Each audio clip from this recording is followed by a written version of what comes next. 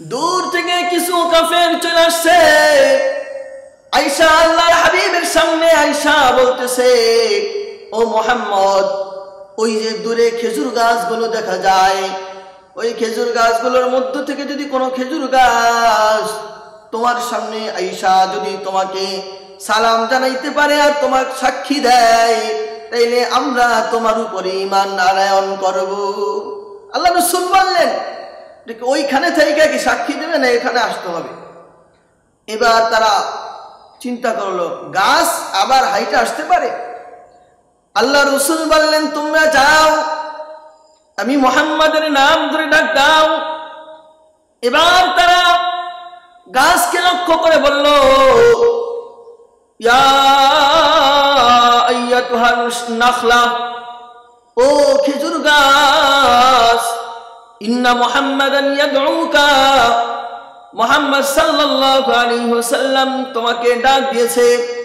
সাথে সাথে খেজুর গাছ মানুষ যেমন হাঁটা শুরু করে দেয়, ঠিক একই রকম ভাবে খেজুর গাছ মুহাম্মদ সাল্লাল্লাহু আলাইহি ওয়াসাল্লামের কাছে চলে আসছে। কাফের বেঈমান মুশরিকরা অবাক নয়নে খেজুর গাছের দিকে তাকায়, আমার নবীর দিকে আবার তাকায়, অবাক হয়ে তাকায়। ওই দিক থেকে খেজুর গাছ সাক্ষী দিতেছে, আনতা মুহাম্মাদুর রাসূলুল্লাহ ওয়া আশহাদু আন্নী রাসূলুল্লাহ ওয়া আশহাদু আন্নী মুহাম্মাদ সাল্লাল্লাহু আলাইহি ওয়াসাল্লাম। খেজুর গাছ দূর থেকে আয়েশা সাক্ষী দেয়, আপনি আল্লাহর রাসূল, আপনি হলেন মুহাম্মদ, আমরা খেজুর গাছ সাক্ষী দিতেছি। এই অবস্থা দেখা কাফেররা সবাই সাথে সাথে আর দেরি করলো না, আমার আপনার নবীর হাতের উপরে হাত রেখা, হাতের সাথে হাত রেখা বলে, আমাদেরকে মুসলমান বানায় দেন, ঈমানের কালিমা গলার মধ্যে ঝুলা দেন, ঈমানের পতাকা আমাদের সিনার মধ্যে লাগায় দেন। আর সবাই এক বাক্যে বলে উঠলো, আনতা মুহাম্মাদুর রাসূলুল্লাহ। সবাই রাসূলের সাক্ষ্য দিল আর কালেমা পয়রা সবাই মুসলমান ইমানদার হয়ে গেল। রাসূলের মুজিজা শুধু এখানেই নয়, আল্লাহ রাসূল মরা দুই শবকে জীবিত কইরা দিয়েছে, সুবহানাল্লাহ। এটা আমার আপনার নবীর মুজিজা, মুজিজাতুন নবী সাল্লাল্লাহু আলাইহি ওয়াসাল্লাম। হযরত ইয়াকুব আলাইহিস সালামের আলাদা মুজিজা ছিল, মুসা কালিমুল্লাহর আলাদা মুজিজা ছিল, ঈসা রূহুল্লাহর মুজিজা আলাদা ছিল, ইসমাঈল যাবিহুল্লাহ মুজিজা আলাদা ছিল, ইব্রাহিম খলিলুল্লাহ, ইব্রাহিম খলিলের মুজিজা আলাদা আলাদা ছিল।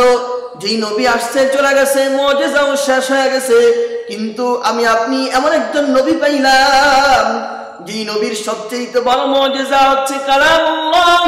এই কালামুল্লাহর মুজিজা আল্লাহর হাবিব যেই দিন দুনিয়া থেকে চলে গিয়েছে ওই দিন শেষ হয় নাই, আল্লাহ রাসূলের এই মুজিজা গোটা উম্মতের জন্য রাখা গেছে।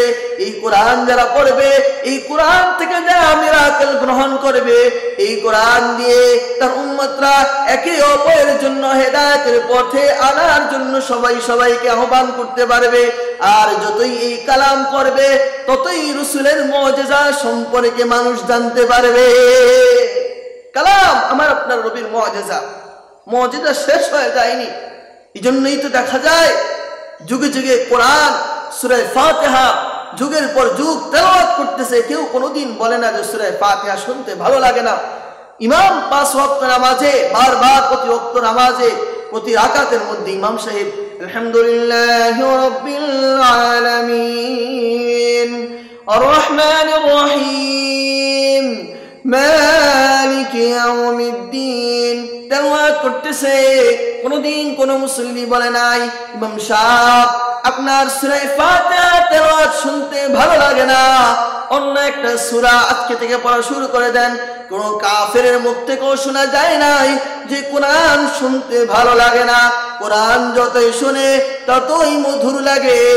এ বাণী যেন কোন মানুষের নয়, এ বাণী হলো কেবল আল্লাহ।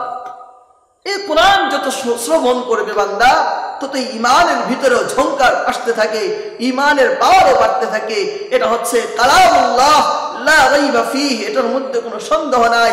লা শাক্কা ফী কালামিল্লাহ, আল্লাহর কথার ভিতরেও কোনো সন্দেহ নাই। জন্য রাসূলের মুজিজা সবচেয়ে বড় মুজিজা। এই মুজিজা কোরআন সবচেয়ে বড় মুজিজা। এই কোরআন অনুযায়ী আমরা ইনশাআল্লাহ আমাদের জীবনকে গঠন করব। আল্লাহ তাআলা আমাদের সবাইকে সহিহ দ্বীন মানার তৌফিক দান করুন। আমিন। ওয়া আখিরু দাওয়ানা আলহামদুলিল্লাহি রাব্বিল আলামিন।